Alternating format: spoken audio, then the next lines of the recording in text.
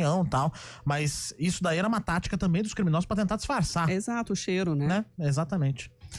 9h47, a região de Campinas é protagonista no mercado imobiliário do estado de São Paulo. Uma pesquisa feita pelo Secov mostra que a microrregião foi a que mais vendeu imóveis novos no primeiro trimestre de 2025. Um aumento de 62,1% na venda de imóveis nos 3 primeiros meses de 2025, se compararmos o mesmo período do ano passado. E para trazer uma análise desse setor para a gente, Daniel Aranovich, que é diretor de intermediação imobiliária e marketing do Secov. Bom dia, seja bem-vindo, Daniel. Bom dia, tudo bem? Tudo bem com você? Tudo ótimo. Quando tem esse levantamento tão positivo assim, né, o que está trazendo esse otimismo, né, esse ânimo para o setor aqui na nossa região, Daniel? Essa notícia boa anima a gente também nesse começo de ano, né? Até que enfim uma notícia boa e muito boa, né? A gente aumentou em um pouquinho mais de 60% o número de unidades que a gente vendeu nesse primeiro trimestre em relação ao mesmo esse mesmo período do ano passado, né? Então a gente vendeu no ano passado, nesse primeiro trimestre de 24, algo em torno de 2.200 unidades. No primeiro trimestre agora desse ano, vendemos algo em torno de 3.600 unidades, que é um número bastante expressivo. O que mudou do ano passado para cá? A gente acredita que mudou bastante coisa, né? Que a gente vai descobrir isso entre hoje e amanhã, uma tendência de estabilização de taxa de juros, e se Deus quiser e o Copom também quiser, entre hoje e amanhã, ou manutenção ou um começo de redução. Acredito mais numa manutenção. Está uma discussão no mercado se vai aumentar mais 0,25 e a gente vai a 15, ou se mantém. Se mantiver, que é uma aposta gigante do mercado imobiliário, já mostra uma tendência de estabilização e redução de juros. Quem compra imóvel hoje vai para o financiamento em algum período daqui para frente, 12 ou 24 meses. A gente sabe que quando o juros está um pouco mais elevado e começa uma tendência de queda, é o melhor momento para comprar. Quando os juros estão um pouco mais altos, as incorporadoras, né, quem vende os imóveis, as construtoras incorporadoras, elas são um pouco mais flexíveis na negociação. Então a gente compra agora numa condição melhor, e quando financiar, daqui a algum tempo, os juros vai estar em queda, eu vou financiar numa taxa menor. Então eu consigo ganhar numa negociação melhor agora e consigo financiar no momento seguinte numa taxa de juros melhor que agora. Agora então, esse composto ajudou muito nesse aumento do número de unidades vendidas. E essa questão da taxa de juros é importante tanto para o investidor, né, para as construções também dos imóveis, mas quanto também para aquelas pessoas que querem adquirir. E aí a gente percebe se tem um percentual maior de pessoas interessadas em lançamentos ou em imóveis já usados? A gente tem o número de imóveis usados, ele é um pouco mais difícil de contabilizar, porque ele é muito espalhado ainda, é muito pessoa física com pessoa física. Por mais que ele represente um percentual alto do mercado imobiliário, ele é um número muito difícil de calcular aqui no Brasil. Eu tenho que informar numa pesquisa X que eu vendi, você que você comprou. Então, o mercado de lançamento, como são incorporadoras, eles fazem parte desse modelo de pesquisa, é um pouco mais fácil contabilizar. Mas eles seguem um padrão, né? O mercado de usados de lançamento segue muito um norte muito parecido. Quando o mercado de lançamento aumenta, de número de vendas, e de terceiros também aumenta.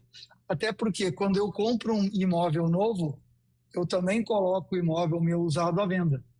Eu gero uma nova oferta de imóvel novo no mercado. Agora, um outro item que ajudou muito nessa nesse aumento de número de unidades vendidas, a gente enxerga isso por uma outra ótica, quando você vê o número de unidades lançadas no primeiro trimestre de 25. A gente teve uma redução de 20% em unidades lançadas se comparado o mesmo período. Primeiro trimestre de 25, primeiro trimestre de 24. O que quer dizer isso? As incorporadoras também estavam com estoque elevado, né? Assim como eu falei antes, também estavam muito mais focadas em vender e realizar os estoques do que botar mais estoque na rua. Isso também faz com que eles tenham uma flexibilidade um pouco maior na negociação. Quem tem comprado nesse primeiro trimestre certamente tem feito bons negócios, porque escoou bastante esse mercado. Então, a gente saiu de 2.800 unidades lançadas no primeiro trimestre ano passado para 2.200 unidades lançadas nesse trimestre. A gente lançou menos do que a gente vendeu, 1.000 unidades menos que a gente vendeu. E aí vocês acreditam que essa questão da questão da liberação de financiamentos mesmo, do interesse pelos financiamentos, ou não, tem algum outro fator também que impacta a taxa de juros que estaria ligado ao financiamento, mas tem mais algum ponto que seja de atenção? Não, eu acredito que é isso mesmo que você comentou. Existe uma tendência de redução de taxa de juros, né? E junto com isso existe uma maior flexibilidade e redução de aumento de desconto, enfim, de incorporadoras. Então, quem entende que os juros não vai permanecer assim por mais 12 meses ou 24 meses, consegue um desconto bom nessa compra e no momento de financiar vai ter um juros menor, que é o melhor dos mundos. Geralmente, quando você tem uma estabilização de juros com movimento de começo de queda, é onde o investidor aparece comprando mais, que ele entende que quando os juros caem, realmente começa a cair, mais pessoas começam a comprar e, obviamente, o valor de imóvel volta a subir. Então, esse é o movimento normal. E o investimento tem sido em que padrão desse imóvel, né? O padrão básico ou mais valorizado? Então, do que vendeu no primeiro trimestre foi exatamente meio a meio em número de unidades. Vendeu 1.750 unidades Minha Casa Minha Vida e vendeu 1.750 unidades no médio alto e alto. O número de unidades é a mesma. Quando eu vou para o mercado de lançamentos, né, onde a incorporadora começa a olhar custo de produção, inflação, mercado, eu tenho 820 unidades lançadas no primeiro trimestre contra 1.400 unidades lançadas de médio alto. Eu tenho metade de unidades lançadas somente no Minha Casa Minha Vida. E quando eu olho o estoque total nessa região, nessa micro-região de Campinas, que se chama, eu tenho hoje 10.000 unidades à venda. É isso olhando o primeiro trimestre. Foto do final do primeiro trimestre. 10.000 unidades. 50% disso, exatamente, são unidades Minha Casa Minha Vida.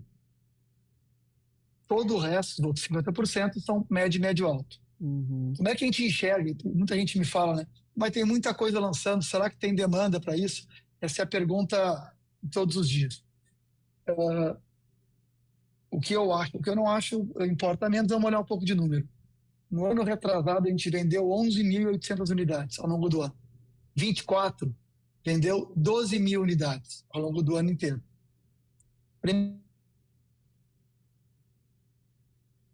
Tivemos uma instabilidade aí na conexão com o Daniel. Vamos tentar restabelecer, porque ele traz exatamente essa análise, né, também do perfil de quem está comprando, né, Daniel? Exatamente isso. Então, perfeitamente. 11.800, se não me engano, ou 11.400, não lembro mais, em 2023. 11.800. Isso. 12.000 em 2024. E eu teria uma venda, se eu projetasse o trimestre vezes 4, de 14.000 em 25. E eu tenho um estoque total de 10.000.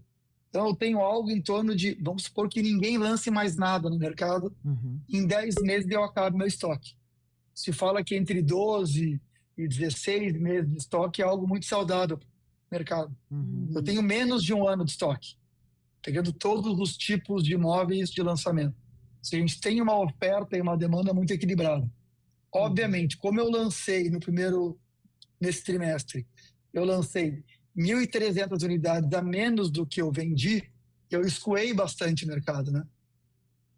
Eu enxuguei o mercado, que é o caminho tradicional de um começo de ciclo de redução de juros.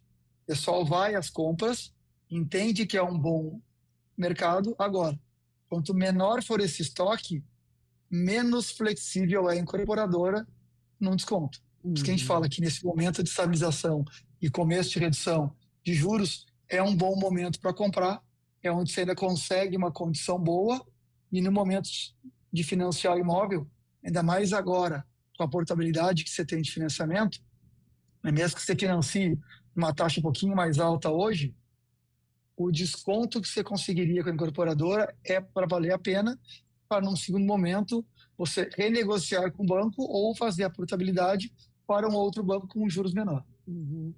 Falamos aí do perfil, né, desses investidores, perfil do consumidor, precisa ter uma faixa de renda de quanto para poder também fazer esse investimento?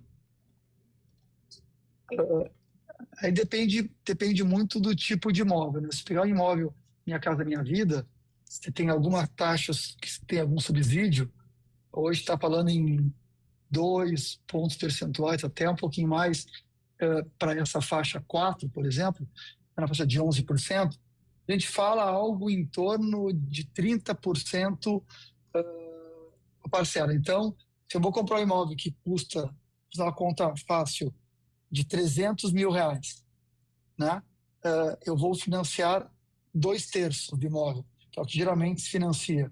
200 mil, daria uma parcela em algo de 2.300, 2.400, eu teria que ter uma renda em torno de 7 mil, renda familiar de 7 mil. Sempre é 300%, 400% do valor da parcela. Sim, eu estou até vendo pela tabela aqui, na média de 6.400, né, aqui para a região de Campinas, é a renda média, né? Isso. Desse comprador de imóvel, né? Vejo que aqui na região de Jundiaí é um pouco mais elevado, 8.400 deve ser a renda para poder fazer esse investimento, e um pouco menor em outras regiões do estado. Então tem acompanhando também, né, o perfil de cada região. Tem muito a ver com a indústria e com o nível de serviço ou de emprego que as regiões têm, né? A gente tem isso. Tem um outro ponto que ajuda muito a gente, tanto no começo do primeiro trimestre, quanto agora no começo do segundo semestre, que a gente já falou numa conversa anterior, que é essa chegada de estudantes, né, que vem a Campinas. É um polo de educação muito forte, Mandic, Facamp, PUC, Unicamp. Então, esses 2 meses, janeiro e julho, existe uma migração muito forte de cidades e estados. A gente recebe muita gente de Goiás, Centro-Oeste, para vir estudar aqui. E no começo do ano também tem uma migração muito grande de famílias que esperam esse começo de ano para migrar junto com filhos por conta de escola. Então, a gente tem esses 2 pontos que é muito específico da cidade de Campinas. Receber tanta gente que migra de São Paulo para cá com família por conta de segurança, qualidade de vida e custo de vida, assim como as faculdades que também puxam essa demanda, essas pessoas aqui para Campinas, que também consomem esses apartamentos e casas. Daniel Aranovich, diretor de intermediação imobiliária e marketing do Secov, obrigado por estar com a gente, compartilhar também esses dados que foram levantados a respeito aí do primeiro trimestre de 2025 do setor imobiliário. Até uma próxima. Muito obrigado. Até mais. 10:01. CBN Campinas.